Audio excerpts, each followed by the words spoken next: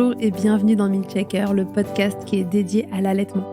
Milkshaker car en 2020, j'ai décidé qu'ici, on allait agiter les idées reçues qui font la vie dure aux mamans allaitantes. Je commence par me présenter, je suis Charlotte Bergerot-Palisco, je suis ostéopathe de formation. J'accompagne entre autres quotidiennement les mères dans leur allaitement en libérant avec mes petites mains les tensions de leur bébé qui ne téteraient pas tout à fait correctement. Je suis également formatrice en ostéopathie pédiatrique et sur le sujet spécifique des troubles de la succion des nourrissons et podcasteuse à mes heures pas si perdues. Enfin, je suis surtout la maman de 2 enfants, l'un allaité 1 année et l'autre est en train de téter au moment où j'enregistre cette intro. Ici, tu écouteras des témoignages autour de l'allaitement, des vécus tous différents mais essentiels à recueillir pour apprendre de l'expérience des autres, pour se repérer, s'identifier parfois, déculpabiliser aussi mais surtout assurer la transmission nécessaire pour normaliser et même banaliser ce qui devrait l'être, nourrir son bébé, bambin, si on le souhaite, comme on le souhaite, et le temps que la dyade, comme on l'appelle, mère-enfant, le désire. Et ce n'est pas tout, car si l'allaitement était facile, ça se saurait. Le manque de transmission d'informations n'épargnant personne, il me semblait essentiel que ce podcast s'adresse aussi aux professionnels entourant les mères durant cette période. C'est l'intérêt des épisodes experts que vous pourrez écouter régulièrement, que vous soyez parent ou soignant, pour vous orienter face aux difficultés rencontrées. On y traite toutes sortes de problématiques liées de près ou de loin à l'allaitement et plus encore. Un seul objectif ici, informer le plus largement possible. Et pour cela, j'ai besoin de vous. Dès qu'un épisode vous a plu, aidez-moi en le faisant voyager pour qu'il arrive dans chaque oreille qui peut en bénéficier. Via le bouche à oreille, sur les réseaux, ou encore en laissant des étoiles et commentaires sur votre plateforme d'écoute, vous n'imaginez pas à quel point c'est précieux, alors merci d'avance si vous prenez 1 minute pour faire vivre ce projet. Et maintenant, place à l'épisode. Salut, si tu débarques sur cet épisode, je t'invite à écouter le précédent parce qu'aujourd'hui, je vais raconter ma préparation à l'accouchement qui se déroule évidemment au fil de la grossesse en 2023. Voilà, et puis cette grossesse, elle est un peu particulière pour les raisons que j'énonce dans le premier épisode. Bon, puisqu'elle est compliquée physiquement, psychologiquement, et que je rappelle que le mois de juin, qui est en fait le 7e mois, entre le 6 et le 7e mois de grossesse, est franchement compliqué suite à des petits déboires, on va dire, à la maison. La préparation à l'accouchement, c'est vraiment un truc que je repousse. Cette fois-ci, j'ai pas vraiment eu de suivi avec une sage-femme. J'ai vu une sage-femme à côté de chez moi 2 fois sur la fin de la grossesse, juste pour me remémorer les principaux trucs. Mais il se trouve que comme je suis ostéopathe et que je travaille en périnatalité, que je suis beaucoup de femmes enceintes et que voilà, je suis globalement à jour de tout ça, peut-être que c'est une erreur de ma part, j'en sais rien. En tout cas, je ressens pas le besoin de refaire une préparation classique à l'accouchement avec une sage-femme. Et donc j'en vois une un peu par principe et aussi pour me dire qu'elle pourra me voir en Prado. Donc ce système qui permet d'avoir une sage-femme qui vient vous voir à la maison en postpartum après le retour de la maternité. Parce que par contre, voilà, je me dis que si j'ai pas quelqu'un qui m'a suivi pendant la grossesse, peut-être que ce sera plus difficile de trouver quelqu'un après l'accouchement. Donc je rencontre quelqu'un de très sympa, je fais 2 consultations avec elle. Je lui demande si elle a des recos pour moi par rapport à mon projet et voilà. Mon projet, il est physio cette fois-ci. Il l'était déjà un petit peu la première fois, en vérité. La première fois pour une raison principale, parce que j'étais pas encore aussi renseignée que je le suis aujourd'hui. Et la première fois, en fait, ça s'explique par la toute première grossesse, celle qui malheureusement n'arrive pas à terme et qui se solde par une interruption médicale de grossesse. En fait, le jour où je vais au bloc, parce que j'ai quand même eu la chance, on va dire, si on peut appeler ça de la chance, mais en tout cas de pas accoucher par voie basse. Moi, à cette période-là, je considère que c'est de la chance. Le timing est très, très serré, mais il m'est autorisé de faire ça sous aspiration. En gros, ce bébé-là avait des malformations telles, il était en fait collé à son placenta depuis son ventre. Et de ce fait, en fait, en grandissant, il ne serait soit pas né, il serait mort in utero, soit il serait mort né. L'accouchement n'aurait pas pu se dérouler. J'avais le choix au timing où c'était, entre faire encore une aspiration, même si c'était limite, et faire un accouchement voix basse. Et puis j'ai décidé que c'était mieux pour moi de faire un curetage. Aspiration, curetage, c'est la même chose. Parce que ça me semblait moins traumatique sur le moment. J'ai été franchement très bien accompagnée. J'ai été accompagnée à Louis Mourier à Colombes, dans un hôpital avec un diagnostic anténatal. Je remercie infiniment cette sage-femme et je lui écris encore aujourd'hui. Là, je lui ai donné des nouvelles de nous pour lui dire que maintenant on était 4 parce qu'ils nous ont suivis après pour les échographies à chaque grossesse. On a eu un accompagnement psychologique et médical qui était vraiment canon. Mais le seul truc à la limite qui s'est pas super bien passé en termes d'accompagnement, c'est que le jour où j'arrive au bloc pour donc cette aspiration de ce bébé qui malheureusement ne serait pas arrivé à terme, je sais pas si c'est l'anesthésiste, enfin quelqu'un en tout cas dans ce couloir tout froid là, me dit vos résultats de prise de sang sont revenus et bon, vous avez un trouble de coagulation, donc bon bah là c'est bon pour aujourd'hui, mais ça peut contre-indiquer la péridurale.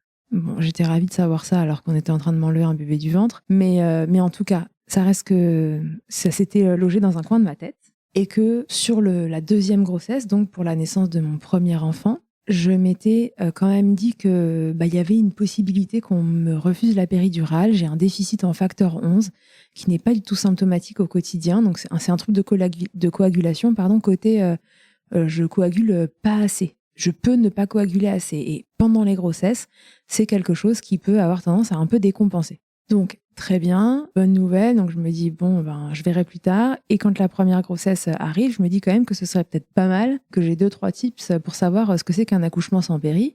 Parce que si jamais d'aventure, en plus, c'est le truc que vous savez le jour de l'accouchement, en gros, hein, si jamais je peux pas avoir de péri, qu'est-ce qui se passe? Bon, outre ça, je suis ostéopathe. Je suis plutôt du côté de ceux qui pensent que la nature fait bien les choses.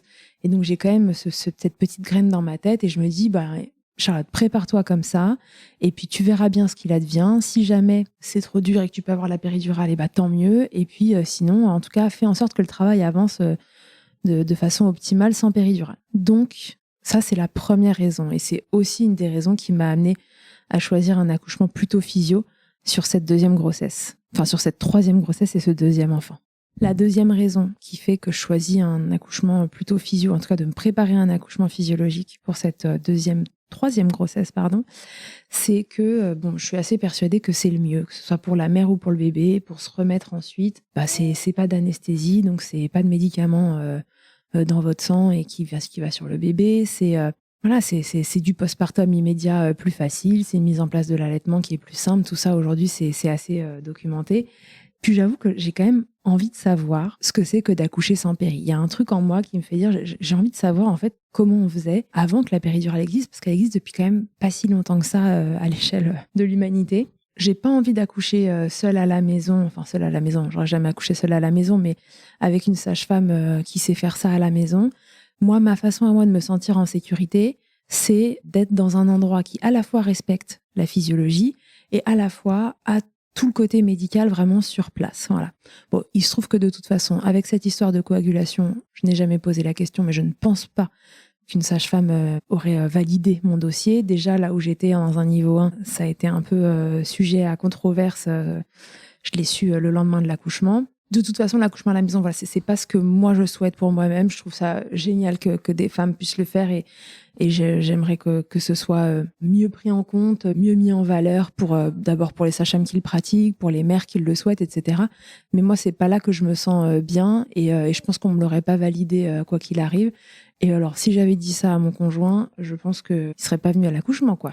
Il serait parti dans un autre foyer. Non, en fait, c'est pas ce qui nous convient à nous en tant que famille. Donc du coup, je cherche un endroit où on va respecter au maximum le travail physiologique, naturel, et à la fois que je vais avoir ce backup médical dont moi j'ai besoin pour me sentir bien. C'est du coup à la maternité de Nanterre que je décide d'accoucher. Même là-bas, ça n'a donc pas été hyper facile finalement de garder mon dossier. Je l'ai appris le lendemain de l'accouchement, mais avec cette histoire de trouble de la coagulation, j'ai fait un peu peur à certains. Je l'ai compris le lendemain de l'accouchement, mais il y a eu des signes pendant l'accouchement voilà, j'étais un peu le dossier, le dossier brûlant du moment. Et donc, je me suis préparée de différentes façons au sein de cette grossesse un peu compliquée. Et pour ma première grossesse, ce que j'avais déjà mis en place justement autour de l'accouchement physio, c'était que j'avais lu le bouquin de Ina May Gaskin qui s'appelle La naissance naturelle, il me semble, ou l'accouchement naturel. En tout cas, voilà, ce livre pour moi était un peu une bible de l'accouchement. J'y ai lu des récits d'accouchement qui se passaient bien et de façon physio dans des maisons de naissance aux États-Unis. J'y ai relu toute la physiologie. Bref, enfin, je le trouve hyper rassurant. Je pense qu'il devrait être lu un peu quoi qu'il arrive par tout le monde. On a un bébé dans le ventre en fait qu'il va falloir accoucher parce que ça permet quand même de se remettre dans la physiologie et de comprendre, voilà, en fait pourquoi normalement tout se passe bien.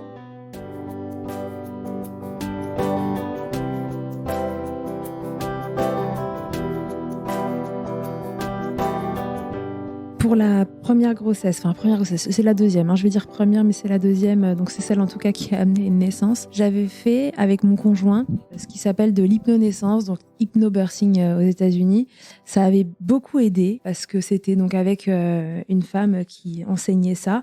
C'était un peu dans la même veine que le Ina May Gaskin, le livre. C'était revenir sur la physiologie, mixer ça à de l'hypnose. Et je me souviens que j'avais quand même une certaine peur d'accoucher, moi. Je pense que gamine, j'ai entendu des trucs qu'il fallait peut-être pas entendre.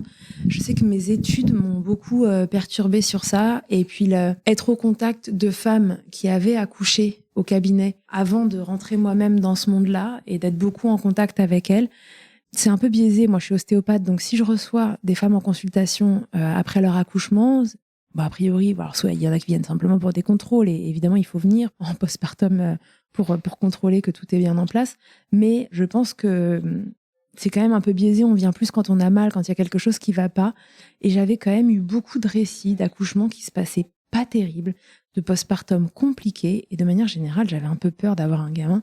Pour ces raisons-là, aussi pour ce que ça pouvait venir déséquilibrer dans le couple et tout. Mais bon, ça, c'est un autre sujet. Toujours est-il que j'avais pas une vision de l'accouchement comme d'un truc qui allait bien se passer. J'avais franchement un peu peur. Et à la sortie de ces séances d'hypnobirthing, je me souviens de dire à la fille qui me suivait, en fait, j'ai hâte d'essayer. Voilà. Et elle m'avait dit, je crois que j'ai gagné, c'est déjà pas mal. Et en effet, de là où je partais, c'était déjà pas mal parce que j'avais plus peur. Je me disais que j'avais envie de tenter. Et donc voilà, l'hypnobirthing, pour moi, ça a été quand même d'une grande aide. Et c'est ce que j'ai fait à la première grossesse, en complément d'un accompagnement classique avec la sage-femme, et raison pour laquelle je ne l'ai pas refait la deuxième fois en entier, parce que la sage-femme que je voyais était assez conventionnelle. J'avais plutôt l'impression qu'elle m'énonçait tout ce qui allait mal se passer dans l'accouchement et qu'elle me remettait dans mes travers et dans mes peurs plutôt que de me rassurer. Donc voilà, en tout cas, entre l'hypnobirthing et la préparation classique, j'ai trouvé un équilibre et je suis partie à ce premier accouchement, sereine, même s'il a été extrêmement long, avec un bébé qui regardait pas au bon endroit, etc., qui était mal positionné. Donc ça a été un accouchement très long, mais qui malgré tout s'est fini par voix basse. Donc j'en garde pas un mauvais souvenir. Je garde un bien plus mauvais souvenir de la première grossesse même que du premier accouchement. Parce que l'accouchement, comme je dis toujours, certes c'est long, mais en fait, même si ça avait duré 26 heures, ce qui est quand même assez long, j'avais dit, une fois que c'est fait, on passe à autre chose. La grossesse, c'est quand même un peu le bagne. Cet accouchement très long, il m'avait laissé pas de mauvais souvenirs. Franchement, j'ai pas été traumatisée par la longueur de cet accouchement. J'avais trouvé ça assez pénible. Mais finalement, ça s'était quand même bien terminé. J'étais pas abîmée. J'ai eu un premier postpartum facile. Pas de périnée abîmé, pas de galère comme ça, un allaitement qui s'est bien déroulé. Enfin, moi, le postpartum, vraiment, je revis en fait, parce que je reviens à moi-même. Et donc, le premier allaitement s'est bien passé, le premier postpartum aussi. Moi, physiquement, je suis en forme. Donc, j'ai pas du tout de souvenir traumatique de ce premier accouchement, bien qu'il soit long et assez désagréable. Ça se termine par voix basse. La sage-femme qui était là, elle-même n'y croyait pas, mais en tout cas, moi, je savais où je devais pousser, et puis j'ai poussé au bon endroit. Expulsion dirigée et compagnie. Et donc, j'arrive à cette deuxième grossesse, et pour me préparer, je décide qu'il va falloir que j'aille quand même un peu plus loin dans le process, parce que j'avais l'impression de faire pas mal de choses la première fois. Et au bout de 15 heures de contraction, franchement, j'en pouvais plus. Quand j'ai pu avoir la péridurale, j'ai dit, mettez-la moi tout de suite. Je n'en peux plus. Et puis, je me considère pas particulièrement comme quelqu'un de très résistant à la douleur, en fait. Donc, du coup, j'ai assez peur de cette douleur et de l'intensité dans laquelle elle peut monter. Pour ce deuxième accouchement, je décide qu'il va falloir que j'aille plus loin dans la préparation. J'ai fait plusieurs choses en plus de la première fois. Déjà, j'ai lu et j'ai fait lire à mon conjoint les BD de Lucille Gomez. Alors ça, je crois qu'au même titre que le Ina May Gaskin, je ne peux que vous le conseiller. C'est quand même ultra ludique, c'est plein d'humour. Pour les mecs, c'est vraiment hyper facile d'accès. Vous n'allez pas leur fourrer un pavé là dans les mains à lire. Alors, ils sont gros, les livres, mais voilà, c'est des BD, ça se lit en 2 secondes. Mon conjoint, il a apprécié les lire. Il les a lus last minute. Je crois qu'il les a lus dans les 15 derniers jours de la grossesse, ou peut-être un tout petit peu avant. Mais c'est des infos qu'elle donne, c'est la physiologie, qu'elle vous rabâche un peu sur 3 tomes. Mais en fait, ça permet que les informations essentielles se soient ancrées. Et moi, mon mec, il est ressorti de là avec vraiment ce dont il avait besoin en fait pour m'accompagner. J'ai trouvé que vraiment ces 3 BD dont j'avais beaucoup entendu parler, j'étais contente de les lire, et je crois que maintenant c'est le premier truc que je conseille à quelqu'un qui veut accoucher, parce que ça permet d'avoir une lecture sympathique d'un truc très riche quand même en termes d'informations. Et voilà, et puis c'est agréable, elle est là à se marrer avec son chat à toutes les pages, le chat qui dit des conneries. En fait, le chat est un peu le monde médical et nos idées reçues qu'on a sur l'accouchement et sur la naissance. Et elle est là et puis essaye d'éduquer ce chaton qui rechigne un petit peu et qui finalement finit par se laisser convaincre. Elle parle des lunettes de la physiologie et des lunettes de la peur et comment notre société voit l'accouchement par le prisme des lunettes de la peur et pas de la physiologie. Donc ça met bien les idées en place et franchement, c'est vraiment un super conseil. C'est un beau cadeau à faire à une femme enceinte qui va accoucher. Les BD de Lucille Gomez sur la naissance en BD, ça s'appelle. Donc ça, je le conseille vraiment vivement, vivement. Ensuite, j'ai fait la préparation de Quantique Mama, Karine Laceva. J'ai longtemps hésité à l'acheter, cette préparation à la naissance. J'en avais beaucoup entendu parler de différentes façons, en général de la bonne façon. Je savais pas si l'état d'esprit me convenait, finalement. Et puis, un jour, ma doula est venue à la maison et on en a parlé. Et puis, je regarde le site internet et puis il y avait des réducs à ce moment-là. Donc, en bonne consommatrice de réduction, je me suis dit que je faisais une affaire. Et donc, j'ai pris la préparation de Quantique Mama, j'ai pris la préparation virtuelle à la naissance et j'ai pris le Transcender la douleur avec Julie Bonapace, je sais pas comment on dit, enfin qu'importe, en tout cas, elles sont toutes les deux. Et écoutez, contre toute attente, alors, il y a des choses qui se recoupent entre le Ina May Gaskin que je connaissais bien, la lecture de Lucille Gomez dans Quantique Mama, évidemment, que vous preniez l'un ou l'autre, et après, ça se répète un petit peu, on va dire, d'une lecture à l'autre, d'une écoute à l'autre.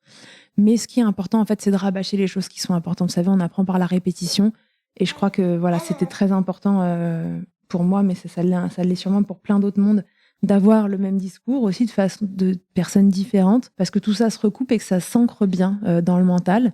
Et vraiment, contre toute attente, c'est finalement cette préparation-là qui, pour moi, aura été la plus utile, parce que je la raconterai dans l'épisode sur l'accouchement, mais elle vous décrit une façon de respirer pendant les contractions, de souffler, de faire un peu le cheval, là, comme ça. Et moi, ça m'a accompagnée du moment où les contractions se sont intensifiées, quasiment jusqu'à l'expulsion, en fait. Et ce truc-là était tellement bien pour moi que je peux dire que j'ai même pas ressenti, vous savez, cette phase de sommeil là dont on parle où les contractions sont... Ouais, tu t'en souviens, toi? Elle parle à côté. Où les contractions sont tellement intenses, vous êtes dans les derniers centimètres avant d'arriver à dilatation complète. Et il y en a qui disent qu'elles ont la sensation qu'elles allaient mourir, en fait. Et bon, qui a envie de ressentir ça? Moi, c'était vraiment cette phase-là qui me faisait plus que peur. Et donc, j'essayais par tous les moyens de me préparer à passer ce cap-là. Figurez-vous que je ne sais pas quand est-ce que j'ai fait mon sommet. Et je pense que la respiration que j'ai gardée jusqu'au bout, tout le long des contractions, m'a vachement aidée.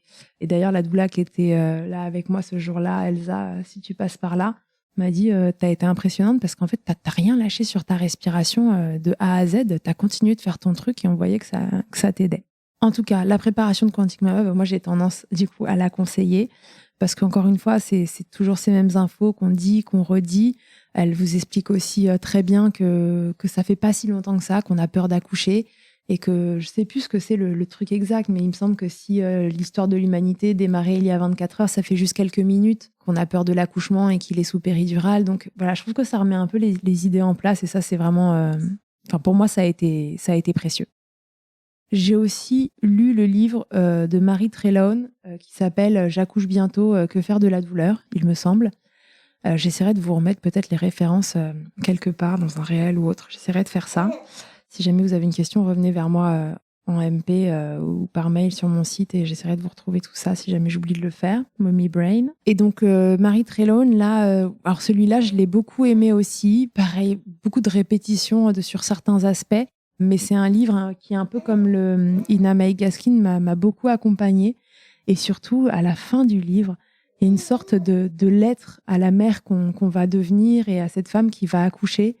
Elle parle de se laisser bercer, emporter par les contractions. Et je sais pas, ça dure 3 pages. Enfin, c'était sur ma tablette que je le lisais. Et ce truc-là, pendant les contractions, vraiment, il m'est revenu. Voilà, ce texte m'est revenu. Il m'a vachement accompagnée. Donc, je peux que vous le conseiller parce que le livre en entier est super. Si vous n'avez pas le temps de tout lire, voilà, moi, cette fois-ci, le Trelone et la préparation de Quantique Mama, les lectures de Lucille Gomez, ça aura fait vraiment beaucoup. Et vraiment, j'ai une affection toute particulière pour les dernières pages du Trelone que j'ai trouvées, qui peut-être que je les ai lues aussi toute fin de grossesse et que j'étais déjà complètement partie au niveau psycho. Mais en tout cas, ça m'a beaucoup accompagnée et même pendant les contractions, de venir y penser et de se laisser emporter. Je retrouverai pas les mots qu'elle donne là. Et puis de toute façon, je vous invite à le lire. Il faut que chacun puisse se les approprier comme il veut. Mais ça m'a beaucoup aidée. J'ai aussi fait des séances d'EFT, pas que pour la préparation à l'accouchement. L'EFT, c'est un truc qui m'a accompagnée pendant la grossesse, parce que je rappelle que psychologiquement, j'étais vraiment à mal. Et donc, j'ai rencontré une thérapeute super, dont je vous redonnerai le nom en message privé si vous le souhaitez, qui est pas très loin de chez moi. Et puis, en fait, on se connaissait par le centre de soins où je travaillais. Et j'ai eu la chance, alors que j'étais franchement pas du tout en forme, comme elle habite pas très loin de chez moi, qu'elle vienne à domicile. Et alors, franchement, ça a été un des trucs les plus cool de la grossesse, qu'elle m'accompagne. Et donc, j'ai refait juste avant. Alors, ça m'a aidé à tenir le coup psychologiquement, pas que sur l'aspect grossesse en lui-même, mais aussi sur tout ce que j'avais à travailler d'avant. Elle m'a beaucoup aidée pendant la grossesse. Et puis, juste avant l'accouchement, je l'ai rappelé un peu last minute et je lui ai dit Audrey, j'ai peur d'accoucher. J'ai peur d'accoucher. J'ai pas peur d'accoucher parce que j'avais plus peur d'accoucher, mais je lui ai dit j'ai quand même peur d'avoir trop mal et de pas tenir mon envie de pas de péri. J'avais peur d'avoir peur, en fait. Voilà, j'avais peur de cette phase de sommeil. Et quand on a peur d'avoir peur, on se retrouve quand même dans une boucle un peu infernale. Et je lui ai dit, est-ce que tu veux bien me refaire une séance avant que j'accouche ? Elle a évidemment accepté. J'ai fait ça et puis elle m'a conseillé une séance avec une hypnothérapeute avec qui elle travaille pour m'accompagner aussi sur cette peur de la douleur. Et donc, je crois que j'ai fait la séance le lundi matin et j'ai accouché le vendredi, vous voyez, d'hypnose. Donc, elle aussi était super. Je l'ai fait en visio parce que franchement, je pouvais plus me déplacer. Même pas que j'étais trop grosse, mais j'étais trop au bout du rouleau. Et pourtant, elle n'était pas très loin de chez moi, mais il faisait très, très chaud aussi sur la fin. En tout cas, voilà, du coup, j'ai fait ces deux choses-là juste avant, vraiment sur la partie le sommet, c'est cette peur d'avoir mal, qui me faisait dire que j'allais pas réussir à aller jusqu'au bout. Avec tout ça, j'arrive un peu à l'accouchement en me disant, Charlotte, t'as fait un peu tout ce que tu pouvais, tout ce qui te semblait juste maintenant pour que ça se passe le mieux possible.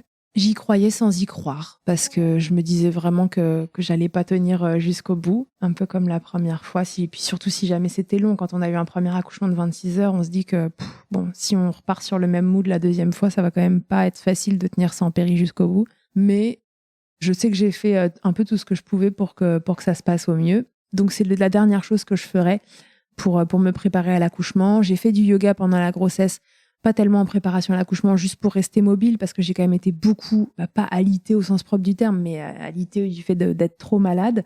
J'ai passé énormément de temps allongée, j'avais mal partout, j'avais une hanche complètement en vrac, j'avais le dos, mais je pouvais pas rester assise plus de 5 minutes sans souffrir des dorsales atrocement. Et l'ostéopathie dès que peu, parce que en fait je bougeais tellement pas que ça n'allait pas. Donc j'avais fait du yoga les 2 derniers mois de la grossesse, les 3 derniers mois même, on va dire. Non, les 2 derniers mois en fait, à partir de mi-juillet quand je pars en vacances.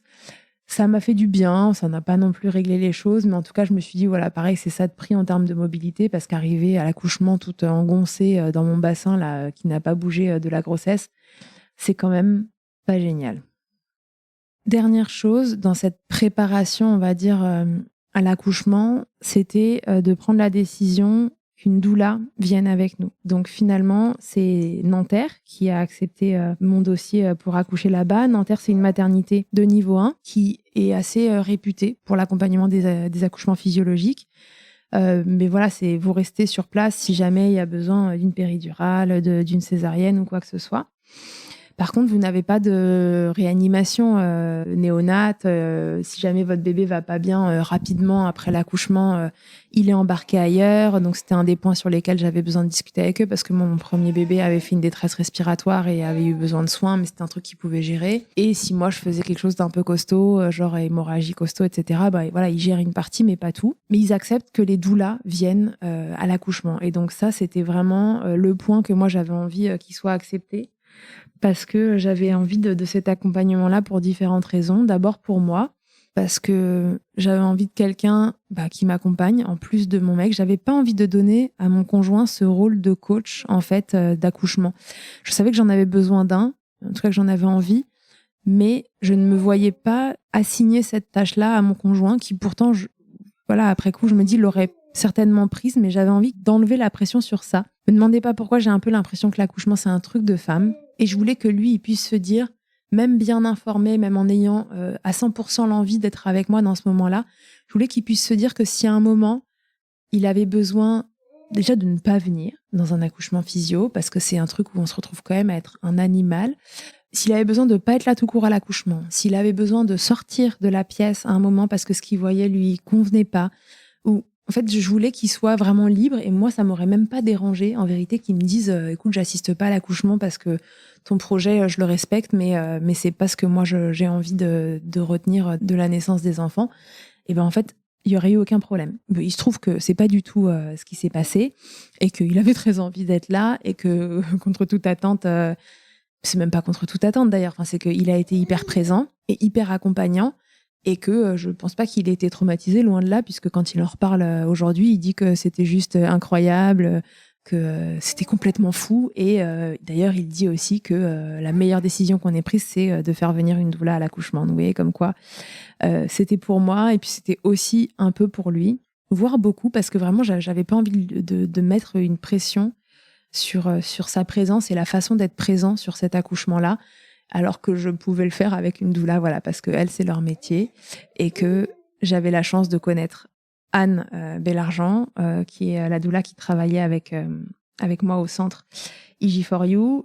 Et puis, Anne était, il se trouve, en fait, de formation au moment où moi j'accouche. Et il y avait une semaine durant laquelle on avait demandé à Elsa Usan, qui est une autre doula que je connaissais déjà très bien, mais qui est à l'opposé au niveau géographique de Paris. Et on avait demandé à Elsa d'être d'astreinte cette semaine-là pour m'accompagner si jamais moi je décidais, ou Roma décidait d'arriver cette semaine-là. Donc voilà, il y a un espèce de relais qui se fait entre les doulas sur un petit mois pour être sûr qu'il y ait quelqu'un avec moi le jour de l'accouchement. C'était vraiment important pour moi. Et c'est finalement Elsa qui aura eu le plaisir, j'espère, d'être là le jour de l'accouchement. Mais c'est Anne qui m'a accompagnée en tant que doula tout au long de la grossesse pour échanger, discuter, connaître mes projets. Et puis on avait juste fait une séance avec Elsa 3 semaines avant que j'accouche pour que Julien la rencontre aussi, parce que pour le coup, il ne l'avait pas vue, contrairement à Anne. Et donc voilà, on a un peu fait un double accompagnement doula pour la préparation à l'accouchement. C'était vraiment d'une douceur incroyable pour moi de savoir qu'une des deux allait être là. Je sais pas pourquoi j'étais assez persuadée que c'était Elsa. Quand je réfléchissais à mon accouchement, je voyais Elsa avec moi. Et enfin voilà, j'étais en confiance autant avec l'une qu'avec l'autre. Donc c'est Elsa finalement qui aura été là ce jour-là. Et si vous avez le projet d'un accouchement physio, vraiment, je peux que vous recommander à 100% de trouver une doula qui vous convienne, qui a un rôle complètement différent de celui de la sage-femme. En fait, c'est vraiment pas des choses qui se satellitent entre elles. Pour moi, c'est tellement complémentaire. Voilà, Elsa, elle est restée face à moi, les yeux dans les yeux, quand j'étais en train d'expulser mon bébé, pendant que la sage-femme, elle était de l'autre côté. Enfin, pour moi, c'est vraiment 2 métiers super différents. Et d'ailleurs, c'était beau ce qui se passait dans cette salle ce jour-là. On en reparlera parce que je pense que chacun était complètement à sa place. Et si guéguerre de temps en temps il y a entre les deux, je trouve que ça, de mon point de vue, ça n'a pas lieu d'être. Les femmes, elles ont besoin juste d'accompagnement de A à Z. Et moi, ce jour-là, Elsa était là, les sages-femmes étaient là et tout s'est bien passé. Et voilà, je vous raconterai ça dans un épisode suivant. En tout cas, le 14 septembre, avant d'accoucher le 15, est-ce que je suis prête avec tout ce que j'ai fait ? Franchement, je sais pas si un jour on est prêt. Mais en tout cas, j'avais tellement envie d'accoucher parce que je rappelle que cette grossesse ne me plaît pas et que jusqu'au bout, elle aura été galère. J'ai tellement envie d'accoucher, j'ai tellement envie de rencontrer mon bébé et j'ai surtout tellement hâte que cette grossesse se termine que honnêtement, là, j'ai pas peur d'y aller. Je sais pas comment ça va se terminer, je sais pas si je vais prendre une péri, je sais pas si ça va aller dans le sens que j'ai envie, mais en tout cas, j'ai qu'une hâte, c'est que ça s'enclenche. Et donc, ça s'enclenchera le 15 décembre à minuit et demi. Je vous raconte ça dans un autre épisode. Allez, salut. Un grand merci d'avoir écouté cet épisode jusqu'au bout. Je te le redis encore une fois, mais c'est si important. Si tu as aimé cet épisode, n'hésite surtout pas à le partager, à mettre une note ou des étoiles sur les plateformes d'écoute pour m'aider à le faire connaître. Déjà, ça me booste et ça me motive à continuer de créer ces contenus. Et surtout, ça permet à de nouvelles personnes d'être informées correctement sur l'allaitement. Pour échanger ou me faire un retour sur ce que tu as entendu, rendez-vous sur Instagram @milcheckerpodcast et je te répondrai avec plaisir. Pour rechercher un épisode, cette fois, une thématique, c'est sur le site internet milchecker.fr que ça se passe. Tu y trouveras tous les épisodes et un moteur de recherche pour t'orienter en fonction du sujet recherché. Pour me consulter, comme ostéopathe, ça se passe à Suresnes, dans le 92. La prise de rendez-vous, elle se fait sur Doctolib en tapant Charlotte Bergerot-Palisco. On se quitte, comme au premier jour, avec Emma et son titre Blinded, en collaboration avec Nemen.